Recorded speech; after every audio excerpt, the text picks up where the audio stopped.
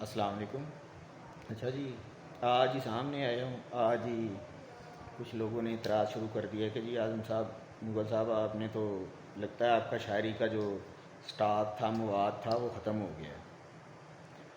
تو میں سب کو بتاتا چلوں، خاص طور پر ان احباب کو، کہ بیلیو، میرے پاس اتنا سٹاک میرا اپنا لکھا ہوا اتنا ہے الحمدللہ کہ آپ 2 سال بھی پڑھتے رہے نا تو وہ ختم نہیں ہو سکتا۔